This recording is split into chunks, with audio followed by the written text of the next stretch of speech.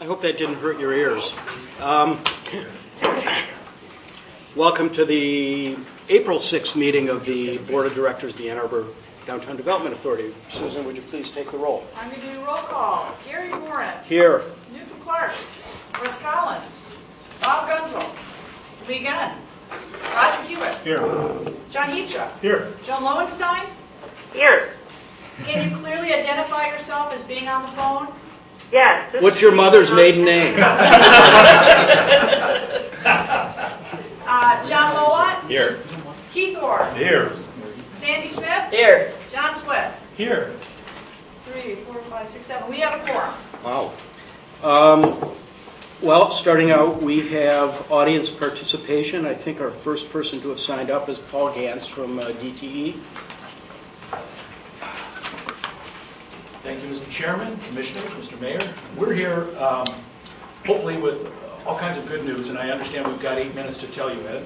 So 4 minutes each. 4 minutes each. We're going to combine our time. Is that okay, Mr. Chairman? Yeah, I suppose so. We're here for the same reason. Again, my name is Paul Gans. I do regional relations work with Detroit, Edison, and Michigan. I've got 3 counties. And I know a little bit about a lot of things. Mike Witkowski is just a super young engineer. He's a U of M graduate, and he explains all the big words to me. Mike is out of the Southwest Engineering and Planning Office. And we're here today to talk about a new substation that we have to build. Primarily, it's going to serve the city of Ann Arbor and the downtown area. The precepts are simple. Wherever I go where we have to put in a substation, 3 things have to happen. It's got to be in the center of the load. It's got to be on land available for that use. And it's got to be available at a market price, meaning that we can afford it. Now, you all know that the city of Ann Arbor's got some growing pains, which is sort of an enviable thing to have in this day in this economy. And Detroit Edison has been anticipating and planning for this eventuality. And today we want to give you a brief glimpse on something we've been working on behind the scenes probably over 2 years. And we're ready to roll it out. This is sort of the inaugural rollout of what we would like to do. It's a $10 million investment, and it'll take a couple of years to do. So I'm going to ask Mike to join me here at the podium, and he's going to take you through a brief PowerPoint to explain the new substation and how it fits in with the old and how it's going to anticipate serving the city down the road. Again, like Paul said, Mike Witkowski from our Southwest Region Engineering Group. We got an office out in Belleville, but I'm out here quite often. So I'm going to go through this. If you have any questions, I guess just jump right in. It's pretty straightforward, I think. This is just an overall map of the general downtown-ish area of Ann Arbor. We've got our Ann Arbor Service Center up there at the Huron River and Broadway. And that is going to be the area of focus where we're going to be constructing our new substation. For the most part, you've got downtown served by 3 substations right now: Argo, Burton, and Hoover. Their locations are indicated by the black dots there. So like Paul said, you know, there's been this economic downturn in recent years. Ann Arbor's still growing. You know, we got U of M, they never stop. And then all of these new businesses that are coming in, Zaragon, 1, 2, 601 Forest. You're taking a 1-story building, putting up 10, 12. That's a big difference in electrical demand. Those 3 substations that I showed you, Argo, Burton, Hoover, core of Ann Arbor, are 4.8 kV substations. It's just a voltage level on the primary basis. And for the most part, those circuits are limited to about 4 MVA. It's a measure of electric load. In contrast, we have 13.2 kV substations which are around the city, and those have a capacity of more than double in general terms. So that's what we want to start moving towards. This list you guys are all familiar with. Some of these are in states of flux, some of them are operation, some are construction. But this list alone here represents about 20 MVA of new load. When you put that into what that takes, it's about the same magnitude of an entire substation. So like Paul said, we want to build a new substation. We looked for a couple years at upgrading some of our existing facilities, and we've done that basically as much as we can. So we want to go ahead, build a new one. We've been doing internal planning since 2008, and we're targeting a ground break fall of this year, and we want to have this up and energized by the spring of 2013. And then, like Paul said, this project alone represents an investment of about $10 million when it's all said and done. That'll reach beyond 2013, but complete package. And we're looking at taking this to the Planning Commission staff sometime next month. Existing infrastructure, we've got Argo substation up there on Broadway, and that's our Ann Arbor Service Center, the large lot there. Blue lines represent some existing underground conduit, and this was a primary driver for where we wanted to put this new substation. So we're going to put it behind our garage. We avoided having to go out and purchase property, and we've got infrastructure right around us. We're going to do some more upgrades, get some more conduit so we can get our circuits in and out effectively. Just kind of showing how we're fitting everything in there. It's tight, but our substation design team has done a really good job at getting this in there. So again, this is what we've got now. Our first phase for 2013, we want to spread the coverage to something like that. The big push on 2013 is move-in of 601 Forest. And then phase 2, which we're starting to develop now, we'll turn it into a coverage more like this. Argo is going to stay there, serving the primary downtown portion. And what this is going to do is give us a lot more capacity and a greater ability to jumper circuits when there's an outage or something like that. We can hook it up to the neighboring circuit. Some other downtown things, Burton Substation, just right around 4th and Packard. A couple years ago we put in a third transformer, and we're working on bringing those circuits out right now. We did a ton of work with the DDA with the underground parking garage relocation. Relocated a bunch of circuit cables there. We want to put in a new circuit kind of along with Zaragon Place 2 going in over there on 5th. Not 5th. And then we're very aware of the potential development of the former YMCA lot as well as the library lot in one form or another. And then outside of downtown, of course, we're working on the Stadium Bridge relocation job. So, quick question on Yes. the potential development of the Y lot and the library lot. And you said, talk about adding circuits. Is this something that you typically are doing at your cost to deliver? So Zaragon 2 place. Does the developer have an investment in that as well? That one was an interesting one. They're not going to have to pay. It all depends on what their load is and what the existing circuit loading is. If the developer's new load is going to exceed the circuit capacity, then they will have a contribution. They don't pay the full amount of whatever upgrades we have, but it's a contribution. In their case, they were just under that amount, so they didn't have to pay. But proper planning shows that we have to put that in, just for the integrity of the system. So we're doing that. So, like for instance, on the Y lot, it had a significant building in there prior to that. So, unlikely there would be a huge. It all depends. It's using up his minutes. Yeah. Sorry. Yeah. We review each one as they come. Let's put it that way. Kind of wrapping up here, some other things here we've been doing. There's been a big push within the company. Can you? I understand that. Can you summarize in a minute or so? Less than a minute. Yeah. All right. Big push on customer satisfaction. We're working on that internally. Reliability stats. If you guys have questions, you can contact me offline on that. But the gist of it is downtown, there's less outages in general. When they're out, could be longer because it's underground cable. It takes long to fix. Last slide. We're aware of plug-in vehicles coming. We know, or we think, Ann Arbor is going to be an early adopter of that. So we're planning for that as well with the capacity. And then what we're looking for from the DDA is just further cooperation. There's been a great working relationship as far as I've seen. We want developers to come to us as soon as they can in their planning process. A lot of times they design property line to property line, we need a place to put transformers. So that's something to keep in mind. And then if we have to do improvements, like you were mentioning, sometimes they can have an extended lead time. So that's why we want to get in as soon as possible. So thank you for the time. Yeah, thank you. Chairman, we're happy to take questions offline. Just shoot us an email, and we'll be happy to follow up. Yeah. Thank you. Very important.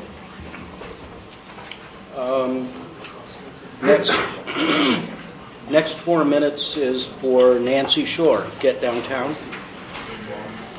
Hello, I'm Nancy from Get Downtown, and as you can see, the weather is turning beautiful, so I'm here to talk about the Commuter Challenge. I'm going to pass out some materials. Please pass. So every year, the Get Downtown program encourages employees that work in downtown to look at some of their different commuting choices. What better time to try to do that than in May when the weather around here is much nicer? And I'm going to give you a couple of reasons why the Commuter Challenge is so important, and hope that you will both sign up your organization as well as help me promote it to the people that work downtown. So first of all, of course, the Commuter Challenge is very important for a very important reason, which is location, location, location. The downtown is a very important part of Ann Arbor, and I really think that it's one of the best places that you can work in downtown in Ann Arbor. And the reason for that is because there are so many great ways to get here. The Ann Arbor Transportation Authority Blake Transit Center is here. There is all kinds of ways to bike and walk here. It's extremely walkable, extremely bikeable. So the location is key, and the reason that the Commuter Challenge is so great is because people get to notice that and see how great downtown is to work. Another great reason that the Commuter Challenge is important is jobs, jobs, jobs. That was one of the themes of the election this year, and I really feel like the jobs of tomorrow are going to be individuals that want to come to work downtown, and they want to be able to do it by using public transportation or by biking and walking. A lot of the new IT companies that I work with in the Get Downtown program, they want to be able to bike and walk here. They want to be able to use the bus, and so the Commuter Challenge is a way for those employees to see that we do have those great options, and then hopefully to get the downtown to think about better and new options that we can continue to have. Another reason that the Commuter Challenge is important is money, money, money.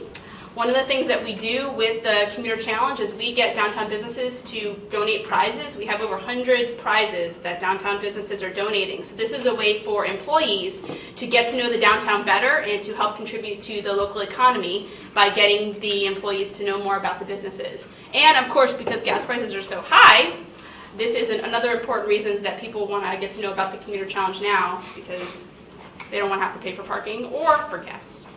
And finally, of course, fun, fun, fun is another important reason to participate in the challenge. We've got all sorts of great events. We've got all sorts of good prizes. We have a lot of really cool things happening during the challenge.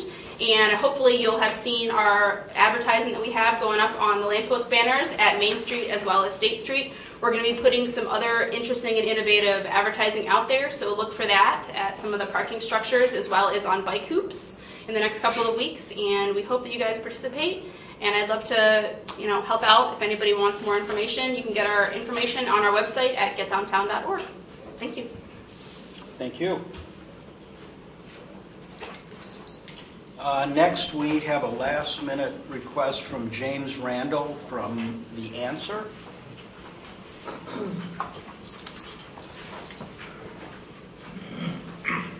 Good afternoon, my name is Carlos and this is James. We're from the Answer Nutrition Club in Ann Arbor. We've recently moved into the city. I wanted to talk to you guys because we're really on a mission to help Ann Arbor lose about 30,000 pounds within this year. Myself personally, since September, have lost about 70. One of the ways that we're doing that is through nonprofit weight loss challenges for the community. And we're holding these at our facility as well as some of the local schools in the area. And we're trying to just expand that a little bit to some of the other smaller businesses and medium to large size businesses and just help the community get really healthy. We're also doing some free smoothie sampling this week at our club. So if anybody's interested, they can feel free and stop by. One of the ways that we're helping small businesses in the area is we also are looking for donations to give to our weekly winners. And our target market isn't just the typical Ann Arbor citizen who knows the city very well. We're getting into a lot of the larger engineering companies within the outside of the city limits, so they don't know a lot about what's down here. So this is a good way for other small businesses in the area to allow us to basically market for them, get their businesses in front of people who don't know the city very well and kind of expand that way. Because the demand in Ann Arbor and the amount of people that we have, we're also looking to expand our staff just slightly, so we are looking for an additional 5 wellness coaches. So if you guys could help spread the word with that, we'd be more than happy to answer any questions. Our direct number is 734-369-8415. Just ask for James or Carlos, and we'd be happy to help you out in the best way that we can. Thanks. Great, thank you. Next, could we hear from Ray Detter from the Downtown Area Citizens Advisory Council? Citizens Advisory Council was very pleased last night to have Sable Bruyere as our guest and a major commentator with regard to the information that we were presenting. And we discussed at some length the library lot situation, and I'll tell you that no tears were shed as we discussed the future of the library lot and other downtown properties, following the City Council action ending discussions of a conference center on the underground parking site. We strongly support the City Council direction of asking the DDA to work toward a master plan for the library lot, the old YMCA lot, the Paleo lot, and the Klein's lot that will represent the Ann Arbor community's vision for the future of downtown. This is the kind of area planning that we've been asking for quite a period of time, so we're very pleased. As we understand that the DDA will not only collect data on the possibilities of developing downtown parcels of land, but will seek broad parcel by parcel input on the ways in which we can use them. After a thorough public dialogue, as I understand it, and work by the DDA Partnership Committee, perhaps with professional advice, the DDA will present to the City Council the information and possibilities that will help them shape a request for proposals for downtown properties that truly represent this community's desires. The downtown residents look forward to joining other members of the community in this open process. The CAC last night also had a chance to thank Sabre Bruyere for leading the 6 months of labor that it took to produce the Downtown Outreach Committee's presentation to the City Council, and also led just on Monday to passage of revisions to the panhandling ordinance at first reading. The CAC will be there in the future to support the committee's recommendation at the upcoming public hearing, and as you know, I was a member of that committee, and so was Susan Polley. It's not just improving city ordinance on the panhandling issues. We will be actively involved in the work of the reinvigorated Mayor's Downtown Task Force to make sure that other elements of the panhandling committee outreach recommendations become a permanent part of our approach to the panhandling issue. I also want to report that the city has recently been involved in the inspection of every residential unit in Courthouse Square. And one of our members reports, hopefully, that there are some signs of improvement in the private management of that facility. And we want to encourage that direction in every way that we can. Finally, I want to report that the CAC has formed a committee to begin a revision of the document that you have in front, the purple one. And we want to update that CAC residential handbook, a field guide to living in downtown Ann Arbor. And you have a copy of it. The DDA paid for the production of that 7 years ago. And we developed the information of it, and that was distributed to every single unit in the downtown residential unit. It was also distributed in all of the downtown businesses. It has since been distributed to all of the developers who wanted to do residential in the area of the downtown. And I would say that it's been a success, but also at the same time, it's now become very dated. You can look through it, and some of the things in there, we can't distribute it anymore because some things are gone, some things have changed, and we have to check it again. This time, we're not asking the DDA for any money at all, but what we would plan on doing is we have formed a committee last night, and that committee will revise this production, and it will become a part of the DDA website in terms of future downtown residences and residential, not only to encourage people to move downtown, but also to enhance their experience while they're living here. Thank you. Thank you. Next, we would like to hear some reports on task force efforts by DDA membership. Library lot RFP. Who's doing that? That would be me. I will briefly give you a summation of the month's activities. The committee met on March 8th. At that time, David Dorita from the Roxbury Group reviewed Roxbury's report that recommended Valiant Partners' proposal for further consideration. He then presented to the committee the letter of intent that had been negotiated between the city and Valiant. The committee unanimously recommended that City Council consider signing the letter of intent and entering into further negotiations towards a development agreement with Valiant. The following Monday, council had a working session, that was March 14th, at which Mr. Dorita presented both the Roxbury report and the letter of intent, and answered council's questions on both. And on Monday, April 4th, just 2 days ago, as many of you probably know, a resolution was passed by City Council that rejected the letter of intent and ended the process of negotiation with Valiant Partners. The process of developing the library lot will now be reset, and I hope go forward from here, and the committee has been dissolved. Great, thank you. And then the committee to discuss a mutually beneficial agreement with the city. We were going to... Yeah, we unfortunately haven't been dissolved yet, but we're working toward it. We have been meeting weekly. We've, on top of that, had the best attended operations committee in history to review where we were last Wednesday. There are several issues that I think need a board discussion, which I believe we should engage in today. I would like to postpone that to the end of the meeting. My understanding is that Bob Gunsel may be able to be here later on for the meeting. I'd like to have as many board members here as possible. So I will delay my report and that discussion until the end, with your permission. We'll put it down at the end of the meeting. Next is approval of minutes for the March 2nd meeting. Second. Moved, second. Any discussion? All in favor? Aye. Opposed? Aye. They're approved. Abstain. That was an aye. Okay. Subcommittee reports. Bricks and Money Committee, Roger and John. Okay. First, on page 7 of your packet, we have the monthly parking report.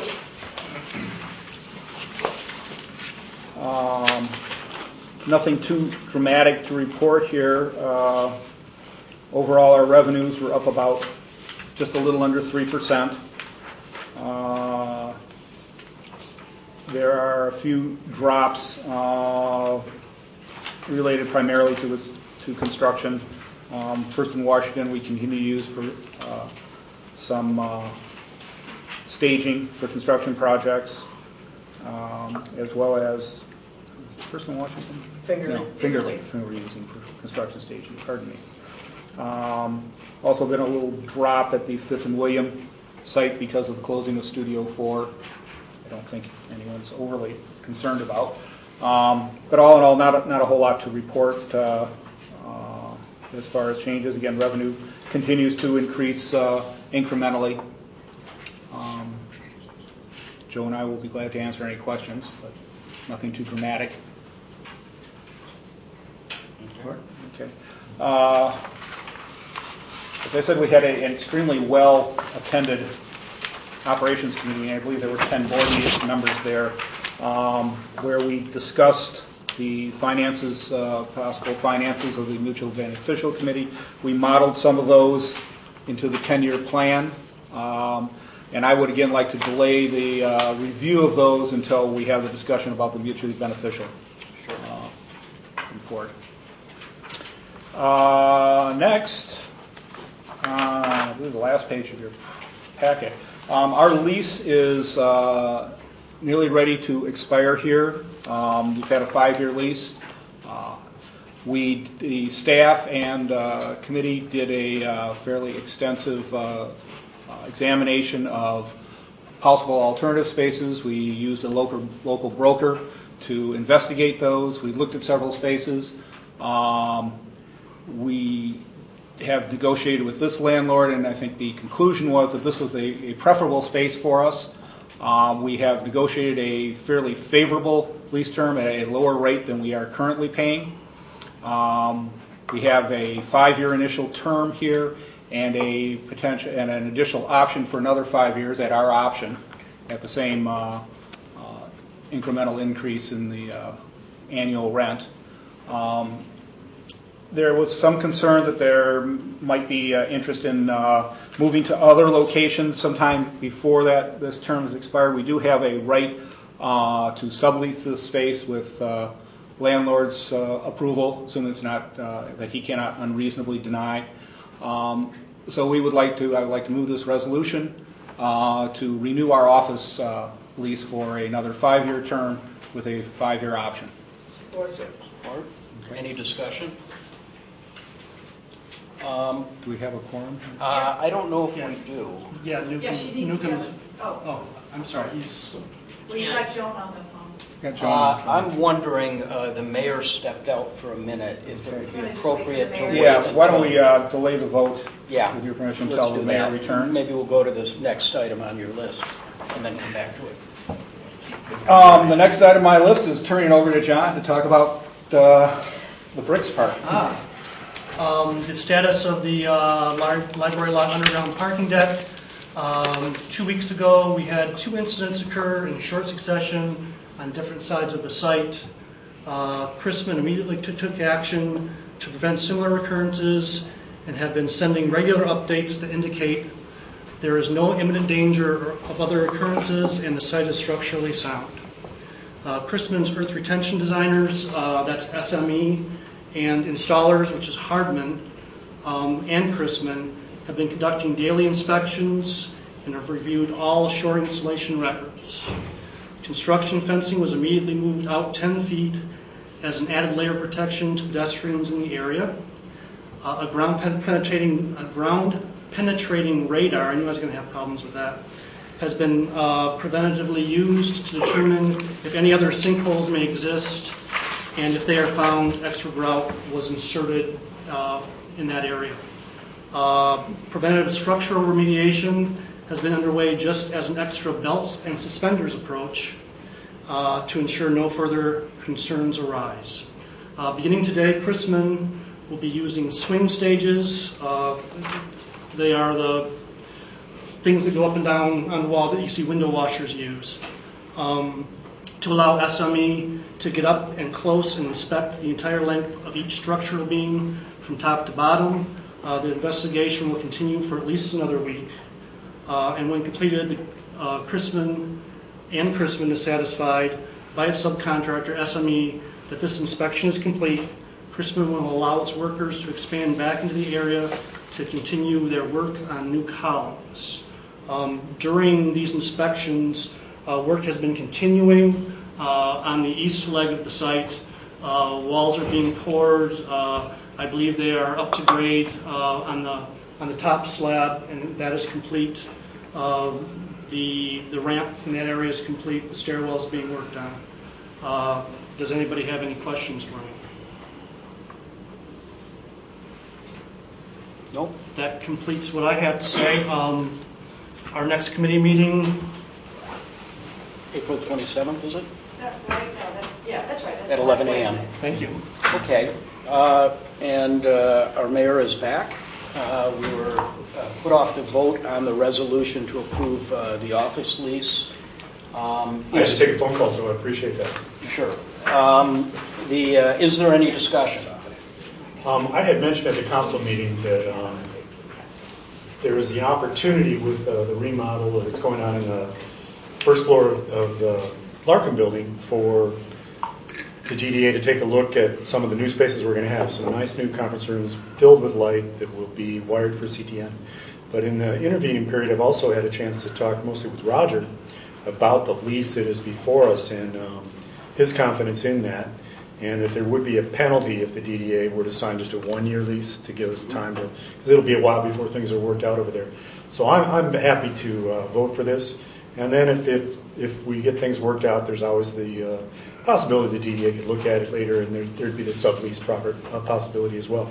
But it seemed like it was, people have worked hard on the lease, and I think they've got it to a good position. So I'm happy to support it. Any other discussion? Then all in favor of the resolution? Aye. Aye. All opposed? Passes. And next we have a report from the Economic Development and Communication Committee. Keith, And I guess get you're to on. use my improvisational skills. front of me here. There were two major things we talked about at our last committee meeting. One was part of our ongoing educating the committee about what, since it is a new committee, about the topics that we're studying. And part of that was we brought in Donna Sciarella, who's Ann Arbor Sparks Director for Research and Business Information. There was actually an excellent discussion. She started off talking about her role. She said actually that this part I'm just going to have to read because I came in a little bit late at this meeting. So interestingly, she said that a key challenge in downtown is that businesses must move out if they grow beyond a certain size. Yes, parking is a consideration, but there are not a lot of office choices once a company grows past a certain point. Many of the companies she works with want very much to be downtown, but this isn't always feasible. Let's see, she also talked about state incentives that they've used to lure companies. However, the future incentive program is likely going to look very different than what we have right now, as we all know.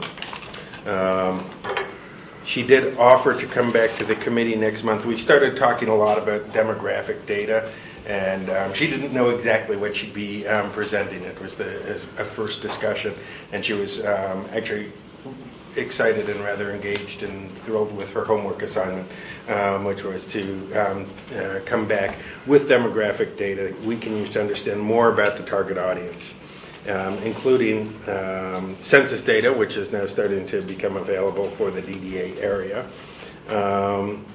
the DDA district database of businesses, including cluster information and numbers of jobs, and basic demographic data using U.S. Bureau of Labor Statistics, including information on the job shed, where we are drawing employees to work downtown.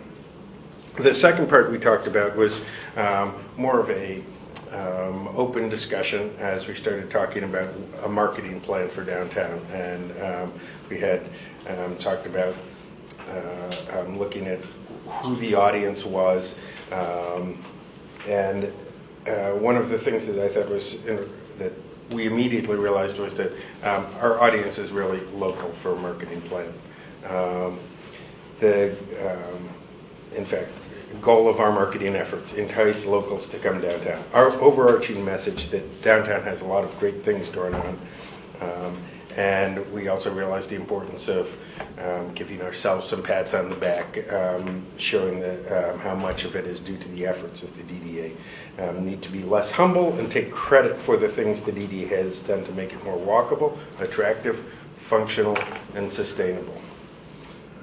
The great assets of downtown, people watching, best in town, the face-to-face interactions, in the unique retail. We've got stuff became we thought would be a great motto. We were wrong, of course. But a plethora of unique events. Of course, this last weekend was festivals. That's as unique as it gets. Cultural opportunities, friendliness and acceptance, and then the diversity of the different neighborhoods. How we celebrate the difference between a South U and a Carytown and a Main Street and a State Street. And then we talked some about what the marketing tools could be, not only with new tools like a DDA annual report, but add to the DDA website with things like the concentrate stories that they've been doing over the last couple of years. Stories about downtown businesses, Ann Arbor Convention and Visitors Bureau catalog of stories written by travel writers. They bring in travel writers all the time, and to start assembling some of those and put them in a marketing tool writing about downtown and downtown businesses. And our next meeting, which will indeed have Donna Sciarella again, is Wednesday, April 27th at 9 a.m. Thank you very much. Very good improvising. Partnerships Committee, Sandy and Russ at this end. Well, once again, Russ has left me in the lurch. He's in Scotland. So I get to do the whole report. The energy grant program has expended all the dollars that have been allocated to it. It's been a wild success. Some of the glitches we have experienced have been really out of the demand for energy audits in general with federal and state credits for making these improvements. Everybody has wanted to get an energy audit. So the energy auditors in general in this region have been extremely busy, and they have fallen behind on some of the energy audits that we have requested. So that is the one glitch that we're working on, and Dave Kunkel, our energy czar, is working on refining the list of who our providers are so that we can get these taken care of expediently. So some people have been reassigned. Some people have actually been waiting a year to get their energy audits, and that's just not something that we want to have happen in part of the program. So they're being reassigned. Now, part of the questions that we have as a committee to look at is that these folks came in expecting an audit. There was an opportunity to participate in a grant program in the phase 2. But yet there is no money left to do that. So what we need to do as a committee is to discuss, as the $100,000 goes back in for the next year, is what is it? What are we morphing the program into? Are we prioritizing those people that have been lagging behind just because of the audits? Do we focus merely on audits, or do we change the scope of what it is that we allow for audits or for grants? I'm sorry. Some companies have gone up to the limit in what they've got for the grant, and that would be $20,000. We can do more with many smaller ones. Maybe that's more impactful. So those are all some of the things that we will continue to discuss at our meeting next week. We also had Amy Curris come in and give us kind of a presentation of the PROS plan as it applies to the DDA in the downtown. The PROS plan is different this time around in that it has taken into account the diag and some of the open spaces that were not counted before when you look at a ratio of parkland per resident downtown. So acknowledging the fact that there is a fair amount of open land that's not necessarily recorded there. But we did talk about what an urban open space looks like. Amy will be a very valuable tool as we go forward in looking at master planning areas of the downtown by helping us to understand what an open urban space really is, proper sizes, proper expected uses and facilities, because it's quite a bit different than something that would be suburban.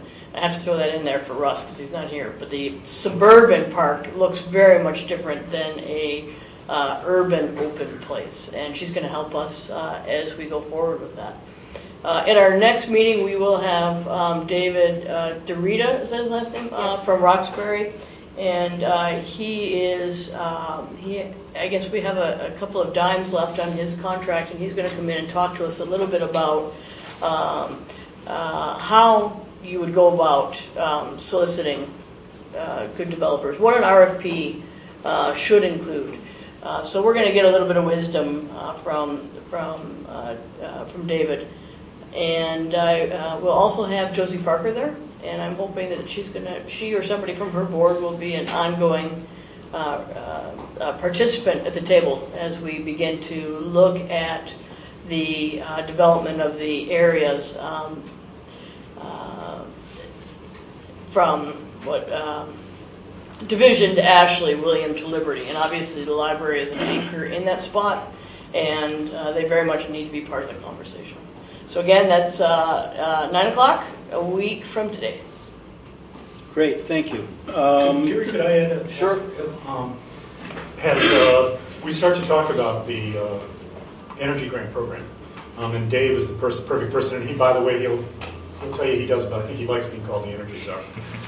But the perfect person to talk to us about how that can be blended in with PACE.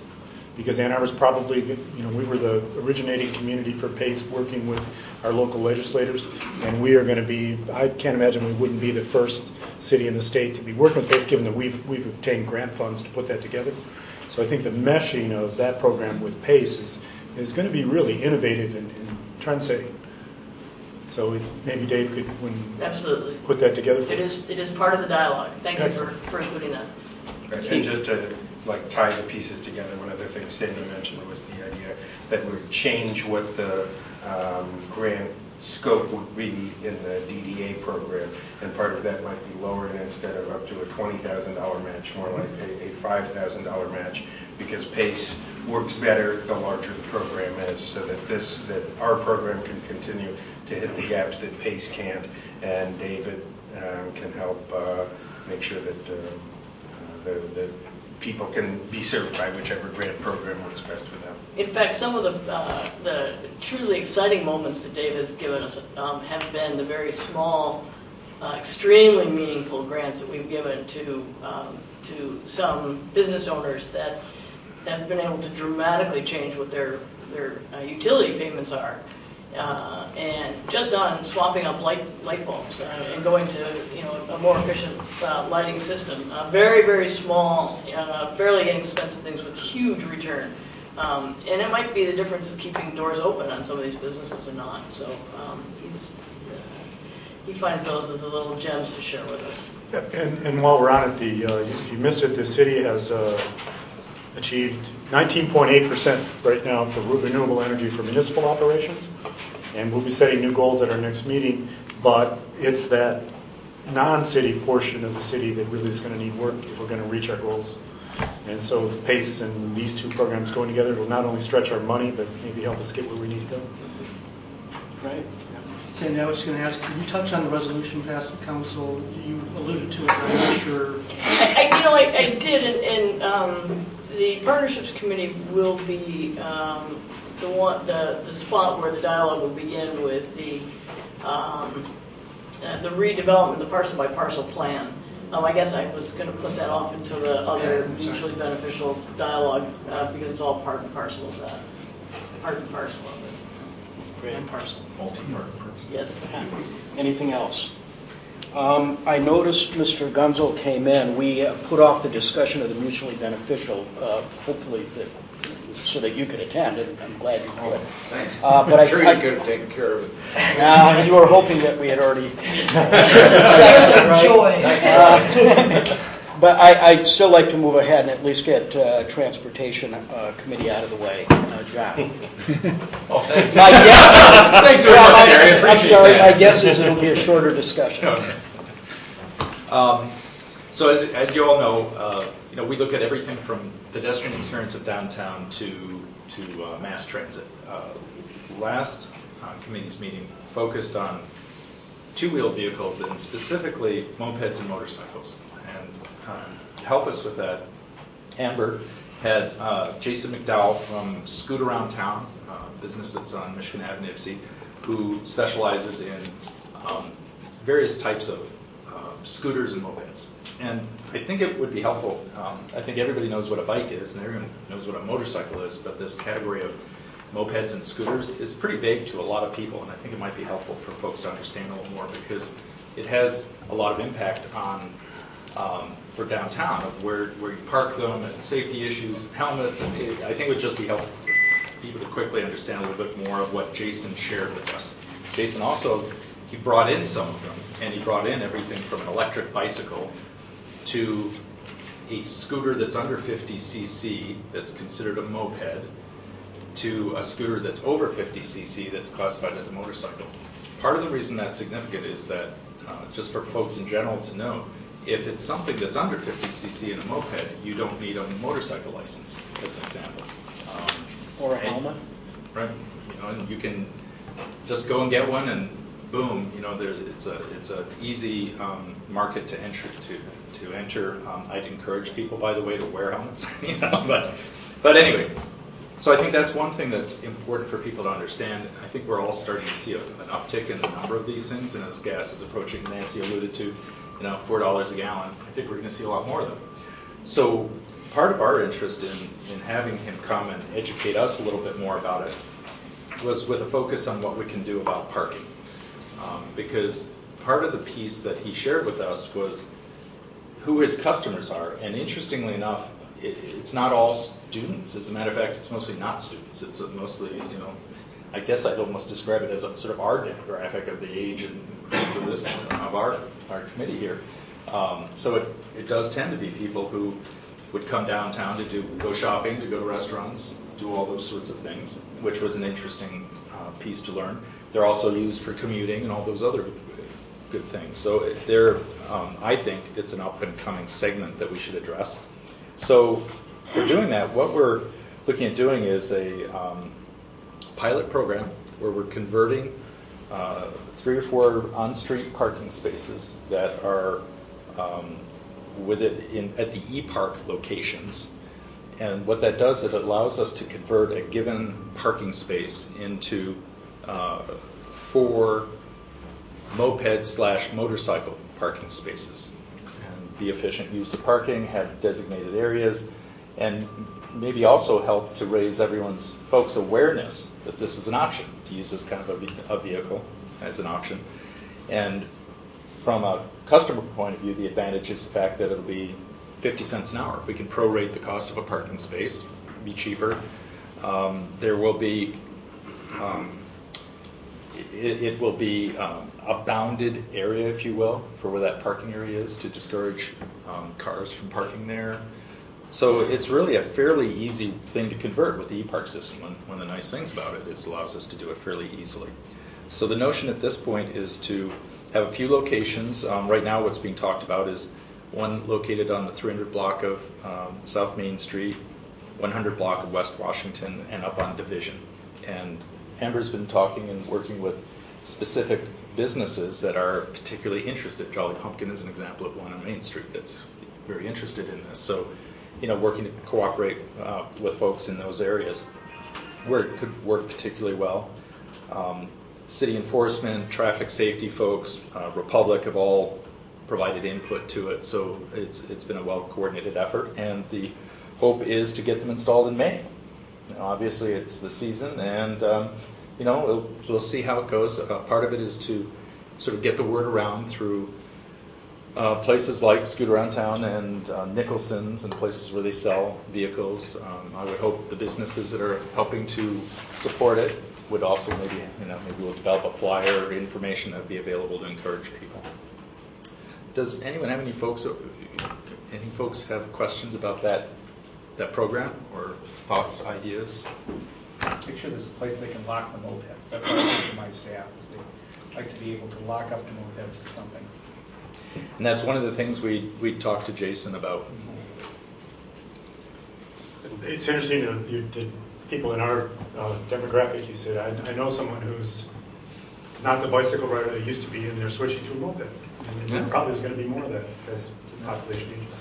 What's really interesting about them too, as I said, the ones he brought, he lined them up here, and you know, everything from an electric bike, essentially, to really more of a motorcycle, something that's really pretty powerful and can go pretty darn fast, but also can carry stuff. You know, they're designed. It's pretty amazing, these things where you open a seat and they're designed so they can fit a gallon of milk, and there's a lot of thought put into how they can store things and transport things. And so, you know, folks who have toyed with it, I've toyed with the idea of getting one. You know, I think it's very interesting and fun to go check these things out. And it's an alternative that I think as gas prices get greater and all, it's an option that's going to be out there that we'll want to encourage, I would think. I was also going to, you know, we middle-aged men who were sitting around looking at these things were all asking how much does it cost, how fast does it go, and I think I thought he wasn't going to. I thought perhaps he wasn't going to leave here with any of them. That they're going to start pulling out credit cards because they are really neat little vehicles. One other thing too for people to think about, and it mates. What's interesting about them is that on the one end of the spectrum, they mate with bicycles in terms of how they function on the streets and the rules of the road. On the other end of the spectrum, they're more like motorcycles and so forth. So there's that aspect too. There's that range, and that's something that actually relates to you know, as we look at bicycle safety downtown and routes and so forth could also apply to mopeds, especially the lower power ones. Any other questions about Jason's mopeds? Well, there's at this point, Amber is a great source of information. If anybody has questions, Amber is a great person to talk to about it. The next thing is farmers market bike hoops. Some of you may remember that we had one of the big bike racks was damaged, and there was concern that it would have to be replaced, but they were able to repair it for much less money than replacing it. And so as a result, with the savings from that, Amber's been talking to folks at the farmers market about putting in some bike hoops down there that are fruity and vegetable-y, I guess. It's fanciful, and so she's been talking to various folks down there and working on kind of looking at what we can install to have some fanciful fruit and vegetables that you can park your bike at. Are they local? Are they local? Local fruits and vegetables? Organically grown bike hoops? Yeah. So our next committee meeting, the plan is on April 13th at 11 a.m. to do a walk around.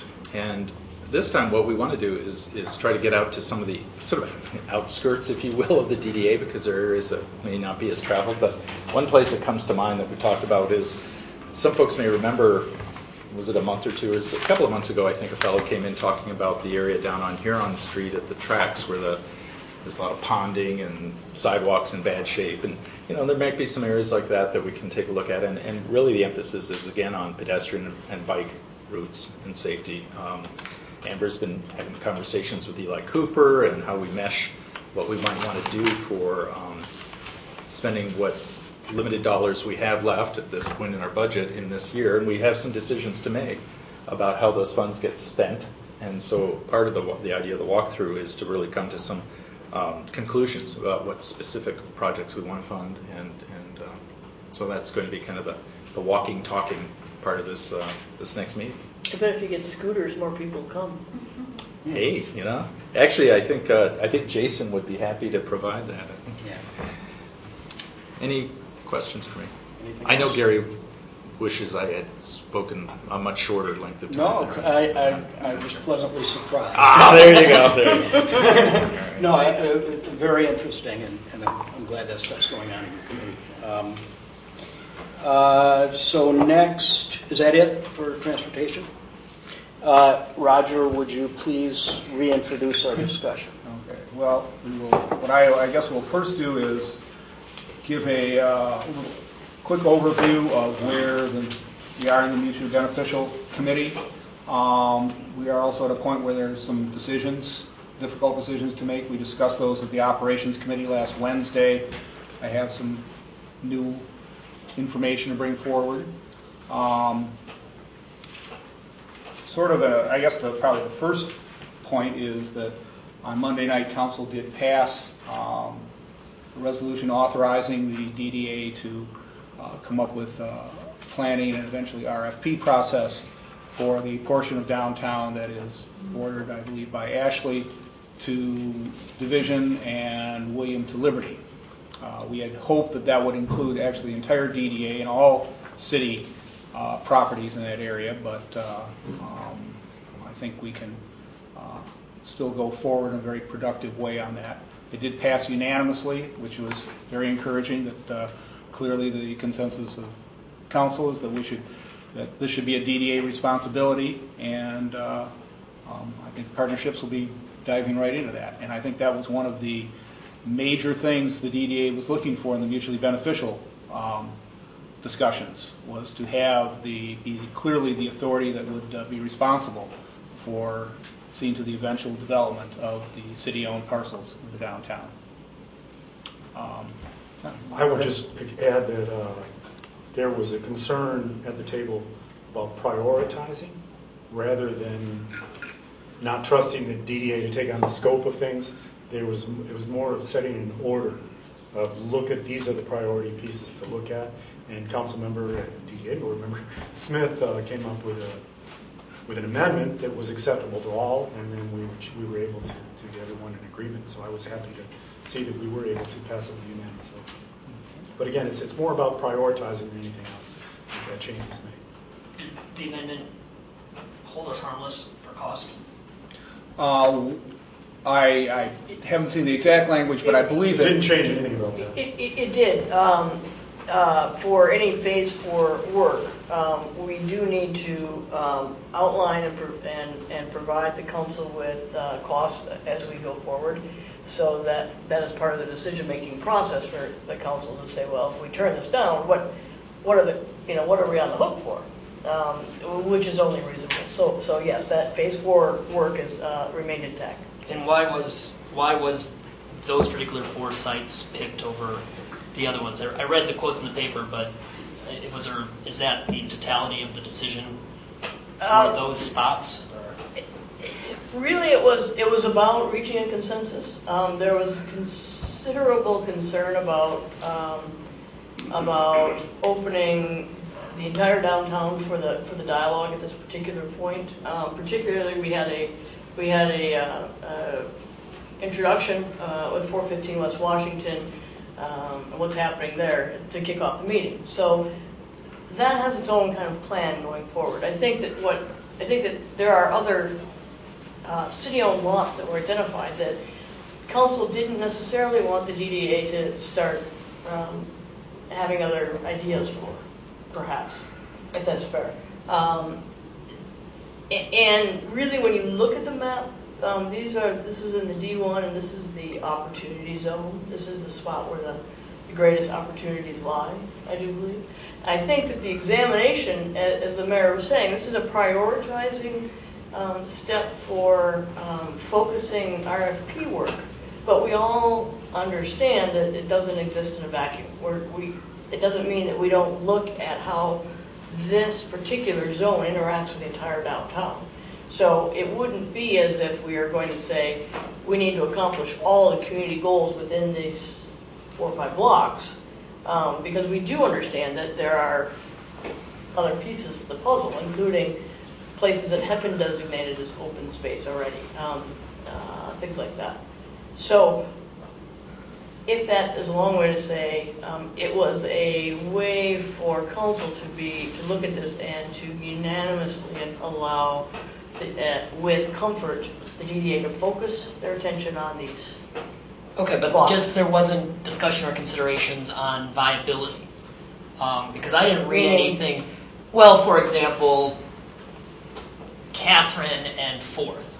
Given its zoning, given its size, given its geometry, given the cost of construction, given the demand, given the rents in that area, that may be, and I'm not saying it is, a much more viable opportunity for us to realize new tax revenue, a sale of property goals than the Polio lot, which will be phenomenally expensive and difficult, or the Y lot, which has so much basis jammed into it, will be very difficult to reach a consensus on price with the belief that the city needs to get their money back in some sort of way, or what we just saw in the library lot. So that's, I guess the question is, did any of, beyond what the city would like to see or what politically was feasible, was any thought given to the opportunities of all 16, which is what I thought all 16 was? It wasn't, we're going to go all 16, it was, let's look at the geometry, let's look at the value, let's look at the opportunities now, 2 years from now, 5 years from now, 15 years from now, knowing that those change as we go, and then come up with, okay, this makes sense from what's possible if there's a true desire to get something built on these lots. All I see from what I read in the paper and what you described was, it's not the 3-site because it's a 4-site. And that's a big concern because we all know that it's not going to be taken, it's going to be taken in a vacuum. If they're going to say, where's the park? We'll say, well, there's a park over at 415, or there's a park at First and William, or there's downtown park that says, no, we need a park there. But I think that that's our job to communicate the fact that it's not happening in a vacuum. So it is our job as a DDA to say, yes, this is the area of priority. By all means, this is the area that the city has the opportunity. Right now, this is all D1 zoning.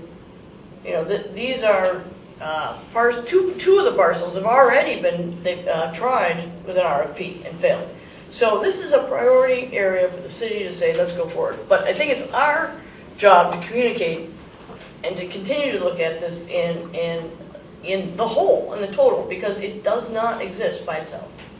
We can't ignore what is on the north side of Liberty Street. We can't. We would be foolish to pretend that we're only looking at this microcosm and that nothing else matters. But would we get our hands slapped in committee if we were looking at it in committee and says, well, we should think about what the market forces are that 601 and 0.2 create relative to the value and the opportunity at Y, because that my worry is we told you not to even look at those spots. We only told you to look at this. I'm not sure I heard that. John?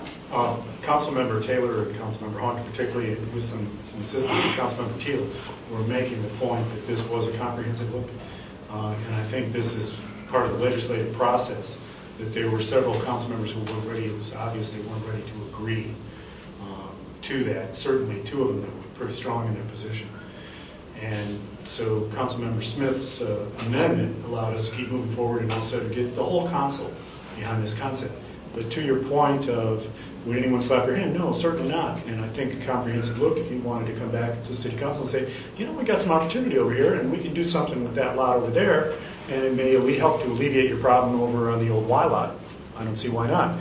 But again, it's more of prioritizing to say, we want you to focus on these right now. And I think it's better than coming later in the process and saying, wait a minute, that's not exactly what we want you to work on. We want you to work on these over here. So I think those council members were making their voices heard, and there were certainly people arguing the point that you stated, and it's a good point, and I think Councilmember Smith and I would have both voted for the package the way it came to us. But again, we were through the legislative process trying to achieve a consensus, and we did. Okay. He's so much more succinct than I am. That was easy. I don't know. If I'm not getting my hand slapped, I don't think I'm doing anything. So. Keith? Right, and I think the other point is that in the committees that have been looking at this is the area we've been focusing on anyway. So it seems to me if there has to be a compromise, and indeed there had to be, it is in the political process. It's a compromise, I think, that makes a lot of sense for what this body was doing anyway. And I'd just like to say that I in many ways appreciate the focus. I understand, again, you make a good point, but I do appreciate the focus. Okay. Moving to the parking agreement, which there has been an enormous amount of work on. I'd like to compliment the efforts of Susan and Joe and our attorney, Gary Lax, but also board members, Joe Lowenstein, Bob Gunzel, and Gary Boren, who all have worked on helping draft this agreement. You do have a copy, I believe, of the draft, and I emphasize draft agreement. Without going into the voluminous detail of this, from the DDA's standpoint, it first allows an enormous amount of specificity and clarity in the agreement that has not existed in the past. There is a map that we're still defining the final boundaries of, but creating a downtown parking area that will be the DDA's responsibility. Clearly defining the line where the city's responsibility starts and stops and the DDA starts. I should emphasize, though, that what is not part of this agreement is the residential parking program that remains with the city. And indeed, in the area, the downtown parking area, the city has identified all the streets that are eligible to be residential permits, and those are off limits as far as putting meters on according to the agreement. So just want to make sure people are clear that this is not the DDA taking over the residential parking program or infringing on that in any way. Some of the things in the specificity and clarity, I think probably one of the biggest things we are getting out of this is that there is now going to be a standing committee of staff of the city and the DDA that's going to meet every month to go over parking enforcement priorities and policies and issues. So for the first time, the DDA is going to have some significant policy input into how parking is enforced in the city. The Community Standards Department will continue to enforce the parking, but we will be helping direct how that enforcement is done. And this covers a very broad range of parking, not just expired meters. I think it's a big step forward. I think actually both staffs are looking forward to this as a way to better help manage downtown parking and help us implement our parking demand management strategies. I mentioned the parking area. Also in this agreement, there is some extensive reporting the city will do to the DDA about a whole range of things, maintenance of downtown streets, where parking tickets are being issued, what types of tickets, a whole range of information that will help this committee make some good policy decisions and good implementation of city staff time. So from a parking management standpoint, this is a big step forward for the DDA.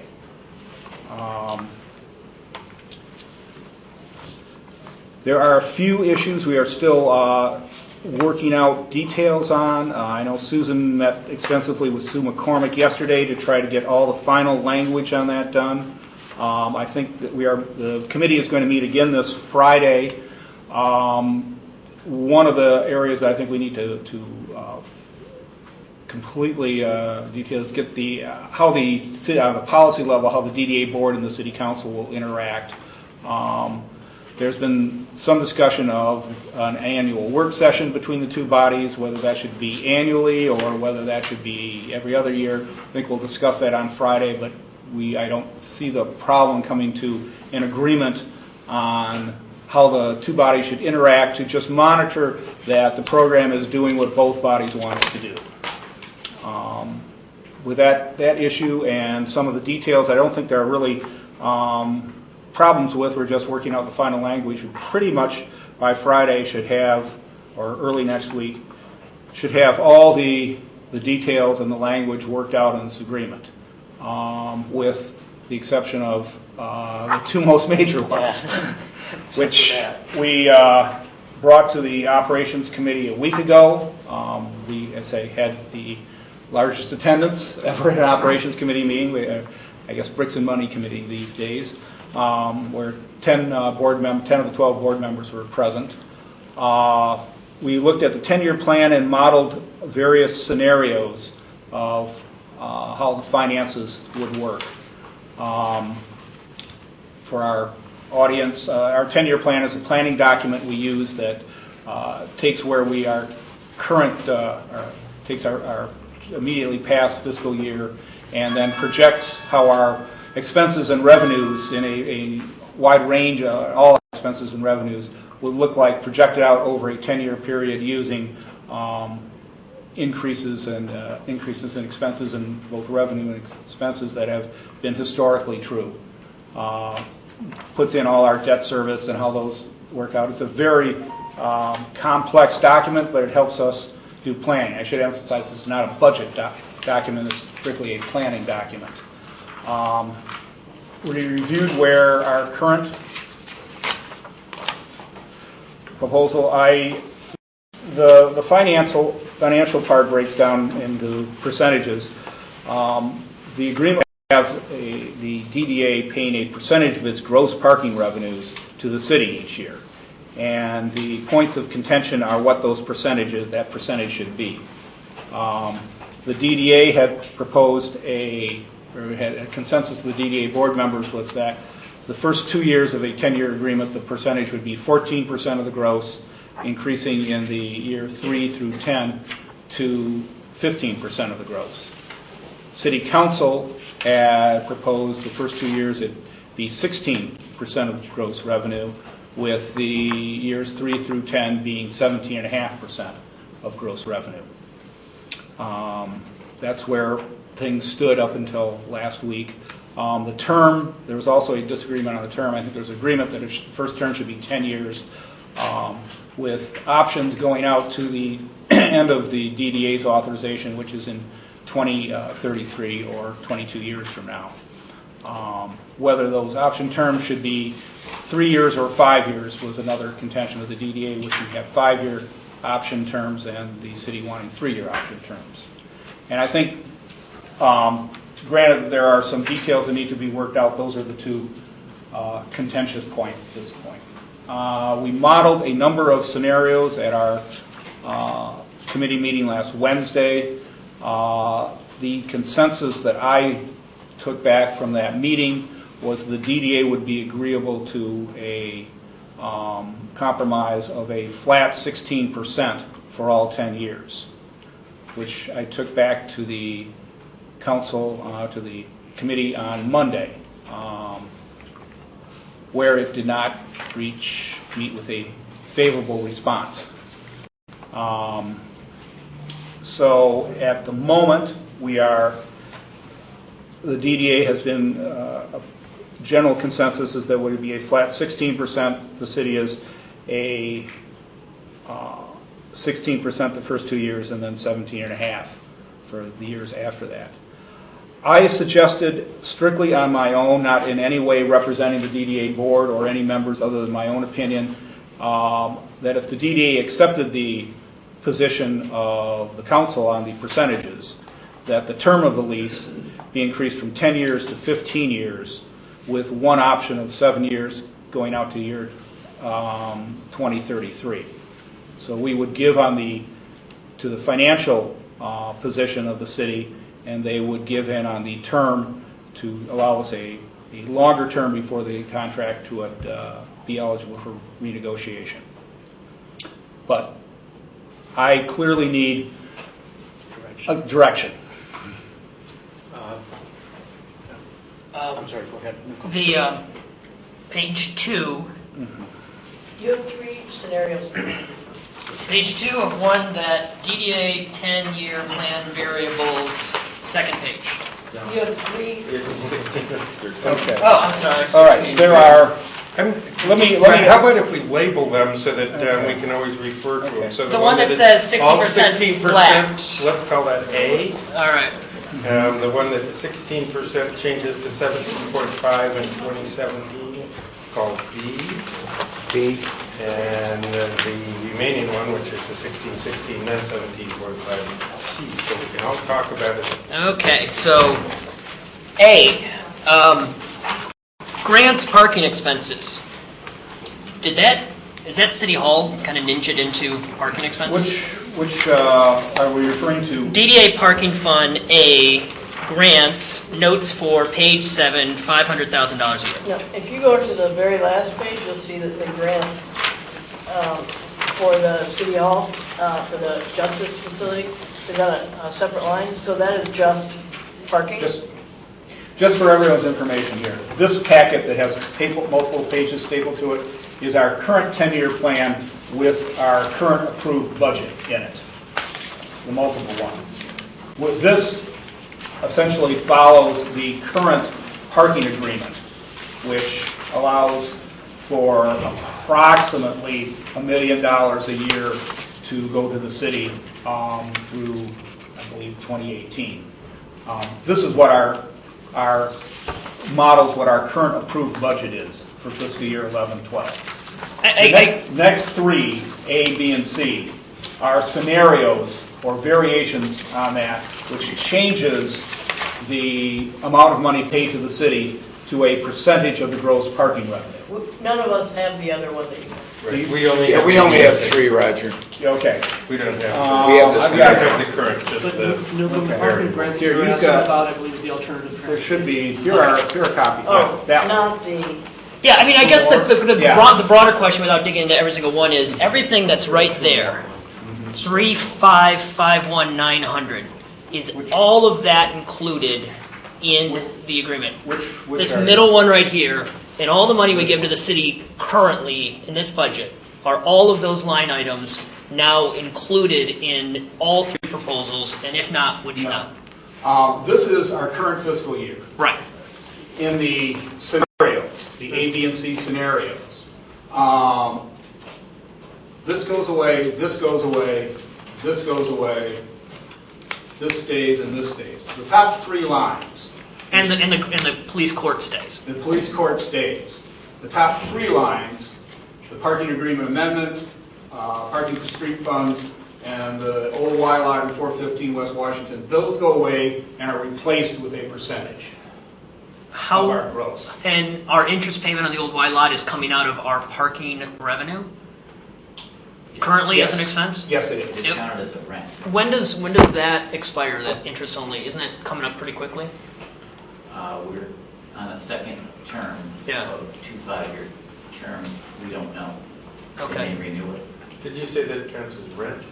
Yes, it counts. So wouldn't that then be, Because under gross parking revenue, it does say less rents or other obligations paid to public and or private owners. wouldn't that be sucked into it then if it's rent? I believe, now, Susan, I may need a clarification, but I believe that rents that we pay for lots are deducted from that gross. Is that correct? Yeah, but the way the agreement is structured right now, set aside the old Y lot, where the gross and the percentages are going to be figured, it will not include the private lots because many of them are calculated to give almost everything back to the owner. We're not really seeing a lot of net revenue into the system. Your question about the old Y lot, though, is different because that's a city-owned lot, and this is a cost that we've incurred for that lot. So that it is a gray area, and I think that should be clarified. All right, so yeah, just that, I mean, it's not a huge in terms of the millions we're talking about, but to be consistent across what we're doing with rents and how we're handling that, because especially if we're talking about pending obligations with the Y lot and all those kinds of things. That's a rather, that particular example is a rather complex one because it was originally, that is bounced between, I believe, 3 different of our funds depending on how different boards wanted to view it. It originally came out of our housing fund because it was thought that affordable housing would be replaced on that site. I think then we moved it to our TIF fund, and then when we put parking, we demolished the Y and put parking on there, we moved it to our parking fund. So it is, and Well, let's put a name on that baby. It's getting old. okay. We'll figure out exactly what's going on there. Sandy? Before we get down into the weeds, if we could kind of come back up just a little bit and look at the A, B, and C that we actually have in front of us. A being the last vision that was sent from the DDA to the mutually beneficial committee, and that was from operations. So that was this plat 16. C being the place where the city has stuck without changing, and that being the 16% for the 2 years and 17.5 thereafter. That's C, Sandy, I'm sorry. Yeah, that was C. C, okay. That was C. And then the third one that you have on there is a hybrid, which is B, and that's the one that I would like to float out there. Again, to see whether or not there's some common ground and we can actually begin to find something that we can put this to bed, because this is, I think this is not doing either organization any good to not have this finished. And this is a proposal that says 16% for the first 5 years and 17.5% thereafter. And what I like about this particular scenario is that if you look at page 2 of that scenario, it allows the percentage of the fund balance to the expenditures to fund balance to never go below 10.9. That's our ultimate low spot at 10.9%, and that is in year 15-16. So the issue that the 16, 16, 17 and a half, or issue number C, the grave concern that I have is having that number go down to, in year 5, go down to 9%, in year 6, get down to 7.4%, and having a fund balance in the parking fund get down to $268,000, which to me is does not give enough room should there be a downturn in our parking. I mean, what if people start all using scooters and they're finding other way there? What if we're all so successful with the commuter challenge that we're not parking anymore and we're all doing something? I'm being a little facetious, but a slight downturn in that fund could be zero. And I have to say that in today's the human imagination cannot conceive of all the disasters that can happen. And you look at Japan, and we cannot possibly conceive of the earthquake, tsunami, and the nuclear meltdown. All right, so this leaves us no room for that possible imagination piece. I think John split comment first. No, I just want to make sure that everybody was on the same page in terms of how these things were lettered, because I think you guys lettered them differently. So, all right. The numbers. I think you were the same. Okay, all right. Okay. So, piggybacking on your comments, I agree. I tend to be conservative about these things, and it's easy to go back and look at, say, historically, but we're not in our history has gotten a little strange in the last few years. So I agree with being conservative. The piece that I want to be reminded of, I don't remember, what was Tom Crawford's recommendation about fund balance as a percentage? 15 to 20%. Okay. We were told when we remember were getting the parking structure approved. Yeah. Okay. Thank you. I wasn't remembering that figure. I've been on a commission for 6 weeks or so, but wasn't the last time the numbers that they originally asked, these are significantly higher than what they originally asked. The numbers that City first came to us, and when we came back at like 14 and 15. They first came out with 20. They went, oh, okay. Now, from the legislative process, is this one, because it feels like we're not meeting there, is this a 22-story building that is being asked for, so we agree to a 16? What I think this is a recognition that let me channel Russ Collins for a minute, that the pig is bigger than we ever really, when we actually start digesting it, the pig is bigger. And this is an acknowledgement that that the city is in unprecedented times right now. That we don't know what the state is going to do to the city. The 16% is where the city is comfortable accepting for the next couple of years to say, this is something that we know that that we're doing our budget right now, and we know that we need to at least be here.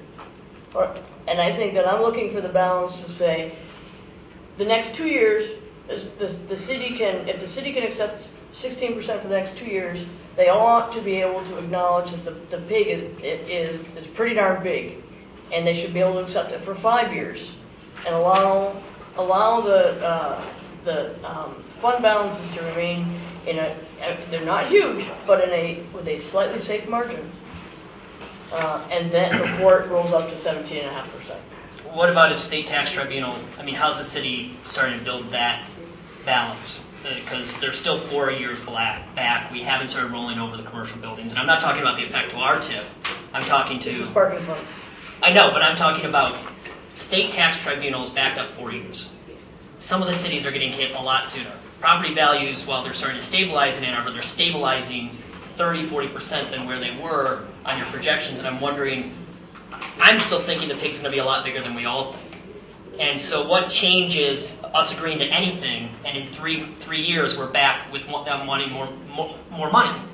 And we're still here. I mean, the idea that we're sending a contract that won't be amended is totally negating the agreement that has been amended many different times over the past 10 years. Steve Councilman asked the same question. How do we know that the city's not going to ask for a new contract? We don't. But we have absolutely no control over that. Okay. John? Just a few points. As I've said before, I presented some information at our Wednesday special committee meeting. I think that the DDA is grossly underestimating TIF growth. And if you just look at what's happened since the zoning change and all the things that have been going on downtown, recently it's been jumping, actual TIF available has been jumping 10, 15, 23% in 1 year. So it's grossly underestimating that. I am not so concerned. I mean, obviously none of us have a crystal ball, but there's another 2,000 people that are going to be moving into the downtown in just the next few years. Buildings are in the ground, under construction. As we heard today, Ann Arbor is one of the few places in the state with the DTE presentation where there's still this kind of growth going on, that they're having to put in new facilities in order to service it. So I'm not as concerned about that. As we all know, the student population has automobiles, and they're going to want to keep them relatively close at certain times, and they can certainly afford to do that. So some of the concerns that I think are being raised here, I would also point out that we are in a fortunate situation where some of our downtown is leasing very readily. And we have new businesses coming in. I was impressed with the numbers that they're going to be asking for 601 South Forest, for the retail sections in there. Roger can tell you what he's paying on East U. No, I won't. It's not insubstantial. So I don't have as deep a concern that we're going to be experiencing the downturn, certainly in some of these values, as what's occurred in other cities. And I think that from the DDA's point of view, we continue to underestimate TIF, and we can just look out there just a little ways and see what's going to happen to it with some new buildings coming online. But I want to get into perhaps a larger conversation about that. And you mentioned about, did the city start out with a higher number? I think they started out with a number higher to what they've been used to over the last 6 years. And so adjustments have to be made. This still leaves the city at 16. Isn't that about $300,000 or $400,000 less than what they were receiving? Yes. It was, let's see if I get the right line here. We're projecting about under 16% in the upcoming fiscal year, 2011-12. We're projecting about $2.5 million as compared to the approximately $3 million in the current fiscal year. The one difference, though, is that both the Y lot and the 415 West Washington were only supposed to be temporary, given the fact that there's ultimately things that will be changed. Those were never meant to be long-term. The other point I wanted to make is the city is responsible ultimately for all DDA debt. It's kind of like the DDA in some ways is a child that can spend whatever they want in some ways with city governance, but it always has to come back to the city as responsible. So I'm not nearly as concerned as some are about DDA fund balance, because it's ultimately backstopped by the city fund balance, which is certainly compared to most cities in Michigan, relatively stable. So, and it has been stable for a long time. Well, we're backstopping some of the city's debt right now, and if I totally agree. I think we very well may be underestimating TIF growth, but I'd be more than happy to share in TIF growth that we don't incentivize, because then the money's in the door, and that's perfectly acceptable to me. My continued concern is obviously what happens if the city wants more. They'll just come back and change it, and the framing of the idea that this is less than what the city's already receiving. The city has already received $2 million more than the contract stated, which was already an accelerated of $1 million more. So it is what it is, but I don't think we can frame it as us trying to claw back or them trying to give up. I think there was an agreement. It's been amended in some cases, breached in other. We're trying to create another one that we can all get comfortable, so hopefully it isn't amended or breached. But we have no control, and especially when the numbers get so tight on both sides of the table, the likelihood for further breaches and amendments I see is very high. I have repeatedly brought up in the negotiations that DDA has already given more under the current contract and is under no obligation to. So I mean, it is not, regardless of how other people may have presented it, I have continually reminded my colleagues on City Council that the DDA already has a contract. It's a valid contract, and we are in good faith negotiations to try to have benefits, if not equal, at least benefits to both sides. John, your point's a great one, and I think every single meeting there's some discussion. It's been expressed, contract being broken. But from my perspective, Roger in particular has worked very hard to impress upon people and the pain in all this, and the fact that there are improvements being made to the agreement, and to me, most importantly, maybe is what I view as improved staff dialogue between the DDA and the city that's made a little bit more legit, if you will. I think is huge. And quite honestly, and beyond just the parking agreement lasting, I think there are a lot of other benefits to that also. Just that dialogue at that level, so that we hopefully don't find ourselves. But it is the case. I mean, none of us can predict what's going to happen way in the future, and that leads me to a point about the notion of the extension beyond 10 years. that one's a tough one to me because 10 years right now in the environment we're in seems like a long time, and we're all looking for stability, but I'm not sure who it benefits. Projecting this out 10 years from now. My thought was and that who gets a right of refusal in which direction, to me, is pretty significant of the extension of the term. Do both have the right of refusal? How does that extension work would be significant. I would suggest that I don't think 3 years is enough just from simply planning purposes for both the DDA and projects and the city for looking at future Taking us budgets. 2.5 years to get this far. Exactly. So to me, from my perspective, something like a 5-year term just would make sense from both sides, just for planning purposes. But beyond 5 years, a lot of it is that right of refusal too, because who knows what the world's Just going to look like. to clarify that, whenever the first initial term ends or any option term ends, either party can give notice 1 year prior to the expiration that they would like to renegotiate or terminate the agreement. So either party can do it.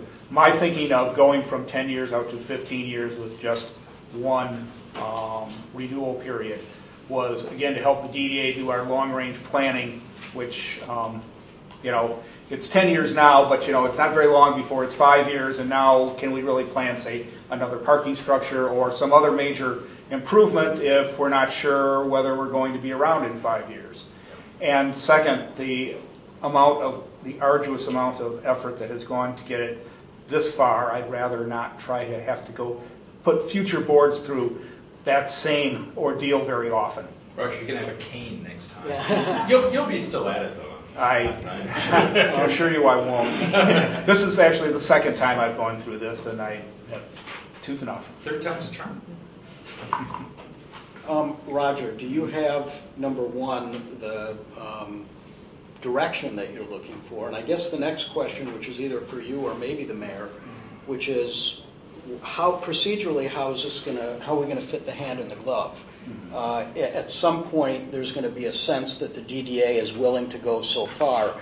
Am I right in assuming that at that point that City Council will actually hopefully pass a formal resolution, which will then allow us to be bound, or how's that going to work? Well, assuming there is an agreement on the term and the dollar amounts, I don't see there being a problem on agreements on everything else. But I mean, agreements, we don't know because what we are proposing is that at our next board meeting, we would approve a final agreement. And I think the discussion was at the second council meeting in April, it was hoped that the city council would also approve that agreement. They may have to, I don't know if we can work that quickly, but we are very close other than the two major issues. So both bodies need to take formal votes to approve the contract. That would be the mechanism, and given the demands on the city, the budgeting process, ours would have to take place no later than our first meeting in May. Is enforcement off the table now? Enforcement, yes. Enforcement is off the table to the extent that the city will continue to do it. It is on the table, and now that there is now a standing committee that will meet monthly that will will determine where and when and how that enforcement will take place. That will involve both city staff and DDA staff. So we now have a voice in how enforcement is implemented. Rate setting, is that ours now? Ours completely. So we can set it without council approval to our demand management thing? Correct. No rate changes will go before council under this. Under the current agreement, we notify council of a rate change, and they have 60 days to reject it. That's out of it. And quite simply, with our parking demand management, there are going to be a variety of rates throughout the city, which will allow us a lot of flexibility in managing demand and encouraging it to even out throughout the system. Keith, and then I wanted to just follow up on a point. Susan and I were discussing a little bit about the meeting schedules yesterday, and it is You were talking about there may be a meeting at an unusual time to accommodate a Yeah, schedule. so what we've been exploring, at least with some of the board members, is we have to get this done by our May DDA meeting. However, for travel schedule reasons, it may be best to not meet on the first Wednesday of the month in May. So we're exploring alternate dates that first week.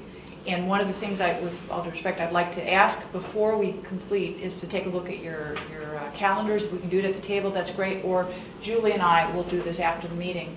What we're looking at is maybe Friday of that week. Instead of calling a special meeting, maybe just moving our Wednesday meeting to Friday as an example. The first week in May. First week in May. The goal of this is to come to closure and have, as you said, an approval of this agreement. With that, it's bound in there what the percentage is, and so the city can complete its budget. Okay. Keith? I just wanted to chime in about just looking for people's viewpoints about the percentages that I mean, I've said all along that it's all about mutual sacrifice, and I think there is even the fact that there's $8 million in a current contract. Just about everything is the beginning of a sacrifice, and I think we've come a long way with to come to this 16% number, and I think the idea of going to a percentage is just makes so much sense. And there's also been a lot of talk about the pig and the python and about the city's current financial problems, and I think that looking at the fact that the next 2 years seem to be the most critical ones, maybe perhaps 3 for both the city and the DDA, it doesn't make sense to me why it would raise after that point. That if the 16% is an acceptable amount to get through this period, it seems to me that it would be an acceptable amount beyond that period. So it seems to my personal opinion is the 16% across the board from here through the term of the agreement is the one that makes sense to me. Bob and then James. Sandy, you voted B. I did. You want to say a little more? I mean, you talked about the reserve part about it. So if you look at page 2 of B and C, and what I am specifically looking at is right in the middle of the page, just above the second line. So it's the parking fund balance at the end of the year, and you can see the fact that it's very low and 0 in both scenarios. The one that gives us 16% for just a couple more years, you can see that fund balance starts to change very, very quickly. And in my proposal, and the one in the 16, 17 and a half stays very low for quite some time. At the lowest at 268, once we start getting past the 0, 406, 443, 48,000. And that range in there, the second half of the 5 years there, really worries me because we're deferring maintenance. We already know that we're deferring maintenance right now in order to make what we're doing. That does not give us an opportunity to be a partner. Should there be something else for Village Green to come along, it starts to really not allow parking to be the development tool that it should be. So it takes a long time for that number to start recovering.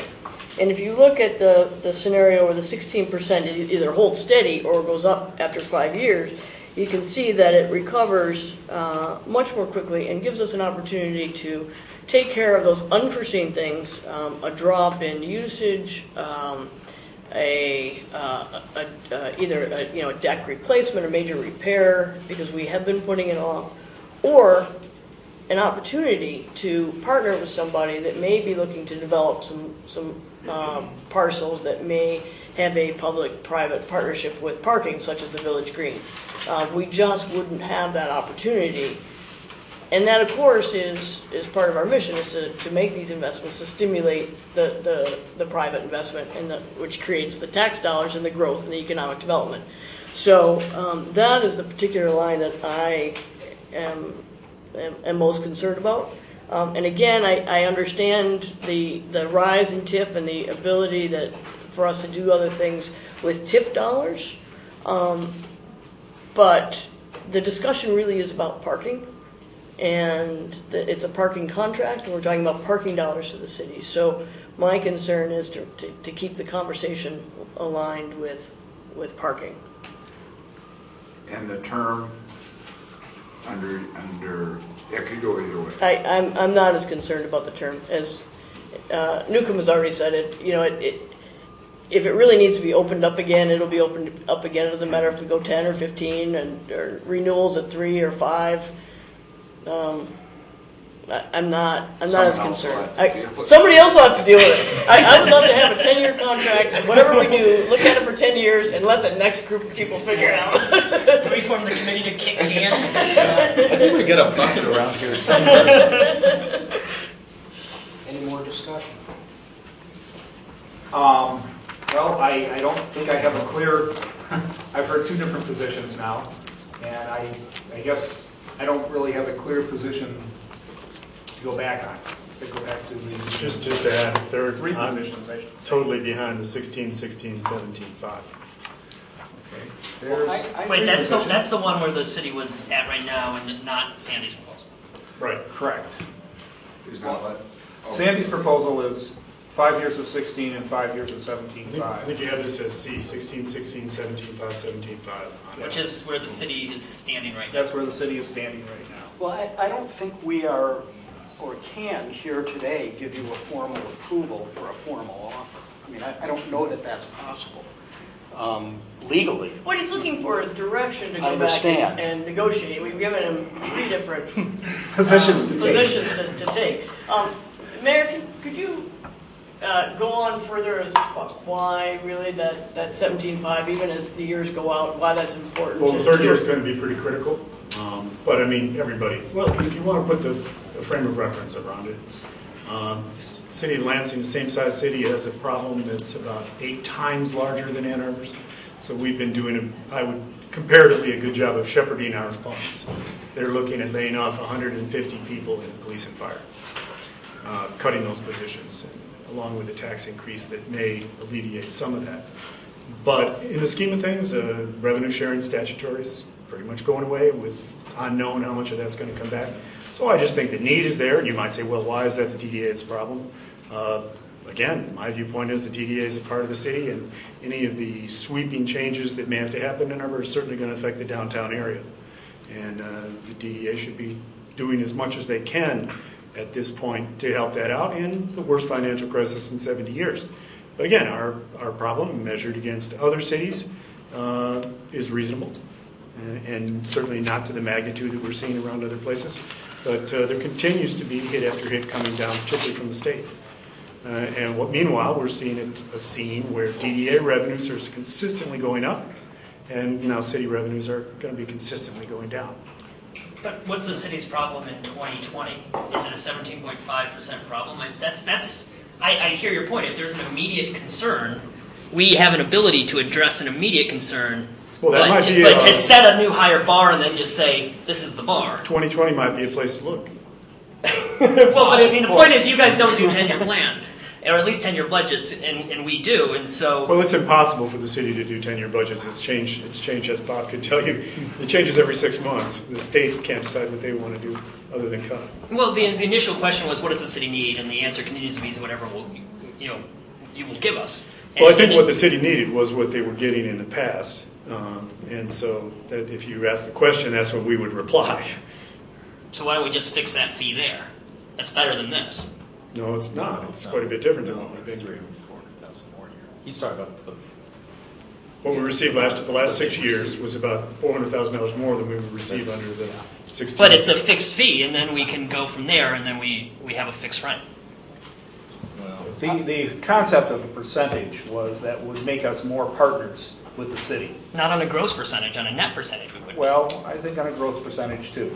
That as assuming parking demand continues to grow over the 10 or 15 years, and our revenues continue to grow, the city shares in that, and they would be less inclined to come back and ask for a renegotiation if they can see that their amount is, that we are shepherding the system well, and their revenues are going up as our revenues go up.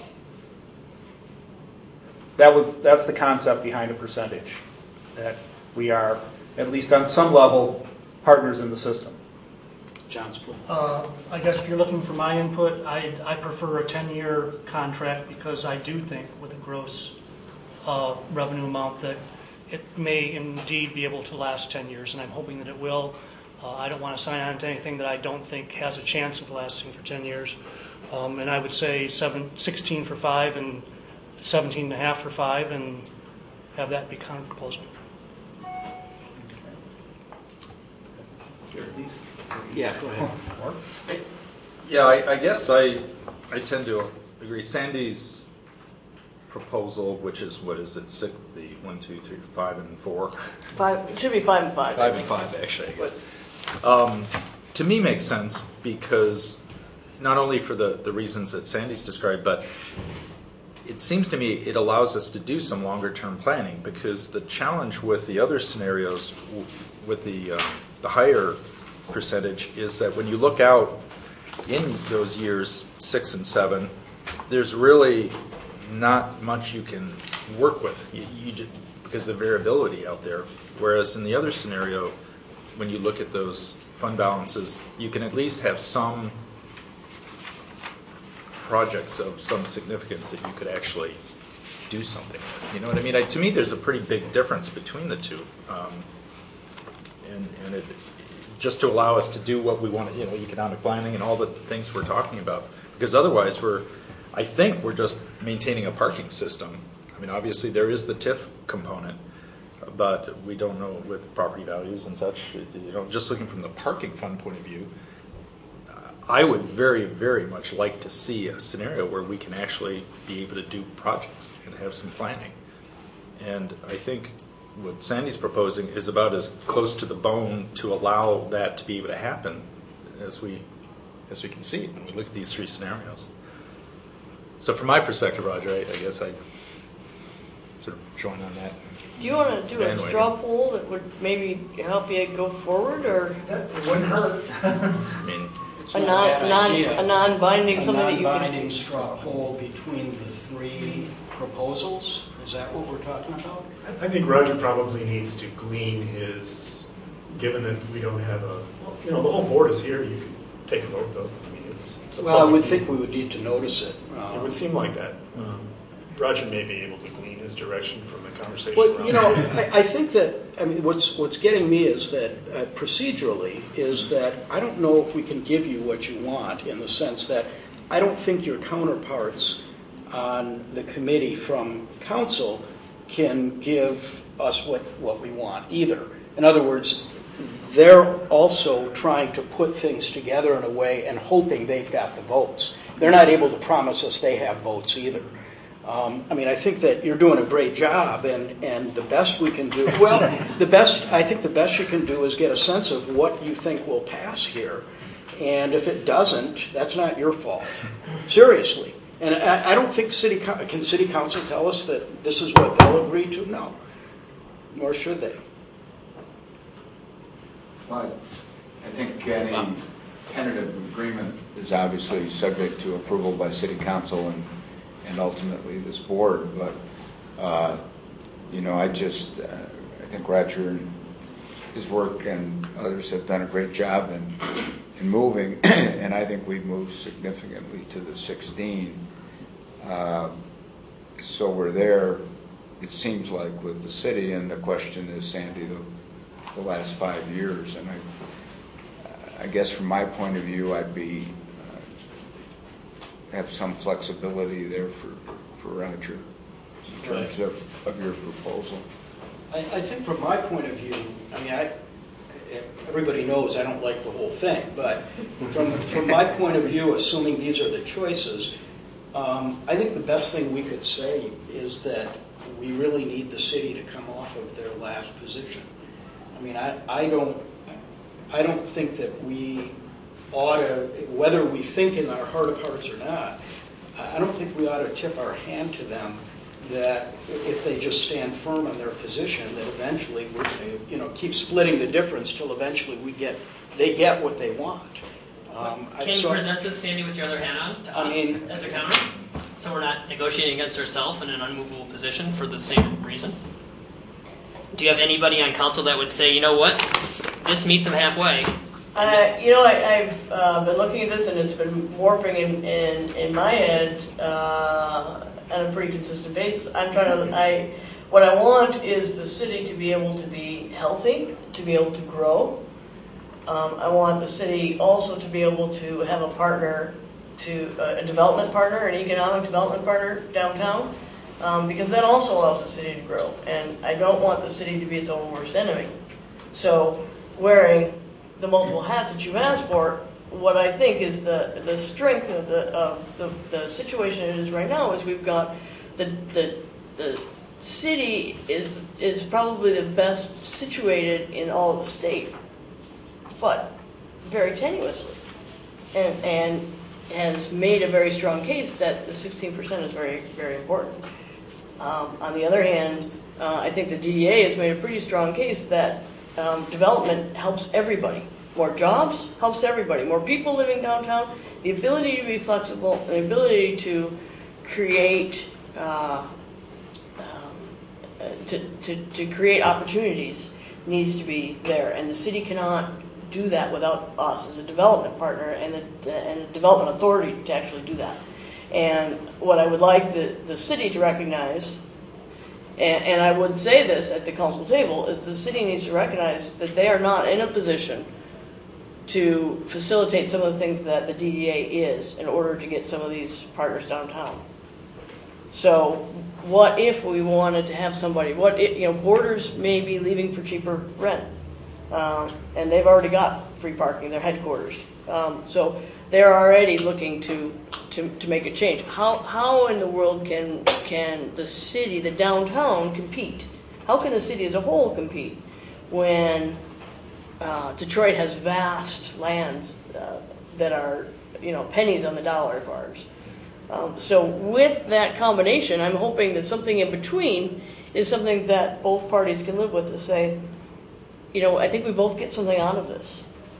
I would agree, and I just worry is that we're only strong enough to help the city as long as we're strong, and we're the closest vault with the widest crack, so we're being pilfered first. And I would be more than happy to communicate that at the council table as well. All right, well then, I look for compromise. I've got something to throw out that probably is a terrible idea, but I'm just get us excited. Am I building up your expectations? Well, the only other thing I can think of is some way where there's a 16% base across the board, and at 5 years, some sort of a trigger between 0 and 3%. Based on fund balance. Might as well just call it 19 now. But if you had automatic triggers of what our fund balance, I don't know if there's any way you could, there's the rub. Anything that you could do now that would be a trigger that could be agreed upon and have it give some flexibility, not knowing what's going to be down the road 5 years from now. Yeah, but it's, as I say, it's probably a very bad idea. Yeah, it's just something. I just want to reconfirm that the term is important. I don't want to be flippant about term. I don't want to be flippant about term and say, well, it doesn't really matter because this agreement's not good, not worth the paper it's printed on. I think term is extremely important. I think a realistic term is extremely important. I would like to refocus on what, if anything, we can give Roger. One thought I had was, if I made the statement, for example, just to start limiting it, that we don't really have a consensus that we're going to just give in to the city's firm position that it's maintained all along. Would I hear much objection around the table? I assume the mayor would object. Understood. Sandy, would you object? That we're not ready to do that? I would not object. So, anybody else? That's a start. We cannot give you what you want, at least what you're asking for at the moment. Can anyone help narrow it any more than that? Make us a counter. Okay, well, I'll have an interesting discussion. You know, Roger, to your point, I think it'd be helpful if you had council members that we haven't seen as mutually beneficial committee, that perhaps perception would be that they're not even going to agree to anything. Come and talk to us, and then maybe let some lobbying get done off of your shoulders on some of the other council members to kind of get this through the thing, and let's see if everyone can work together.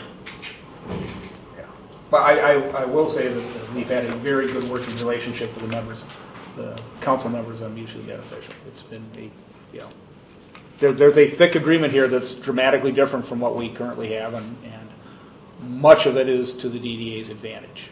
Well, I agree. But, the money is...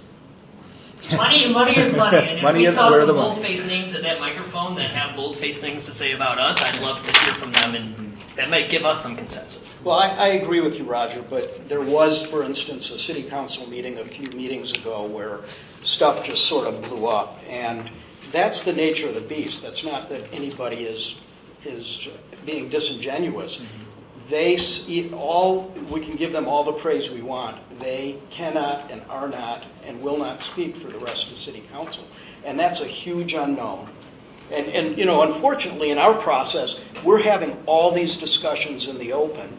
Not that they necessarily have to, but let's start hearing from other city council members. I mean, I like that idea, because we don't really know what they're going to do. I guess I just want to point out that it's been a long process, and we're getting close, and it's a process that, in my eyes, is working. Through many hills and valleys, but it's a process that's working. All right. Anything else? No. I'm sorry we couldn't give you more, but We can give you a bottle of I've at least heard from everyone. all right. Is there any other business? I do have a little bit. Sure. The Mayor's Downtown Marketing Task Force hasn't been meeting, mostly because the Chamber of Commerce staffed it, and the Chamber of Commerce has had a turnover, and now there's a new vice president coming on. And we also have a role to play with the new work that's going to come to us from the Panhandling Task Force. So we're going to be restarting that, and we'll alert you all of the dates. And it is great if DDA members can come to that. And we certainly like to get all the business associations there. And we'll either staff it through my office, or we'll staff it with, as anticipated, using the Chamber of Commerce again to pick that up. And I was just going to report, we had a report at the City Council meeting on progress on 415 West Washington. And David Esau gave a report that we have raised money to hire a grant writer there, and we're moving forward. We have, I think, some progress, some survey work. We got one grant for about $30,000. And that allowed us to talk to artists and to do some surveying and things. We have a plan, and we're moving forward in a couple of different directions. So you'll hear more about that as the time goes. And I did want to clarify one thing. I heard from some different media that the Borders decision to move their headquarters, Borders, I guess, I heard this from the media, later clarified their statement to say they're still considering whether they're moving from their headquarters in Ann Arbor. So maybe not quite a done deal, but again, that's secondhand. Maybe it's just a negotiating technique. Who knows? But I just heard that, and it's kept me a little busy today, and it's on WDIV. Wow. So, but anyway, then we did, of course, have a discussion about the library lot, and we discussed that, and I think you all can get filled in on that. But one of the things, there are folks that would like to see that as a commons, and I would ask you to read the last resolve clause, which was supported, which I want to point out, that resolve clause was supported by every council member. There were 2 people who didn't vote for the resolution, but I think that was for other reasons. But they did express support for the last resolve clause. So I think that it was another opportunity for council to make a pretty strong statement about that. And what we did say, and what I said in my comments, is that the commons, there are places to fit that in. And we're building a long-term plan to build a greenway alongside of downtown. Actually, a couple of those sites are in the DDA district. There are places for the commons to exist. So that certainly we hope to continue that conversation if indeed those folks want to continue it. Any other business? We also have audience participation at the end. Is there anybody in the audience who'd like to address the DDA for 4 minutes? No? Hearing none, is there a motion to adjourn? Move we adjourn. Seconded? All in favor? Aye. Opposed? Yay. She is still there. I was gonna ask. Wow, there you are. Still there. I'm there. Bye, everybody. Bye, Bye-bye, John. thank you. You didn't snore once. Yeah. No. I think she's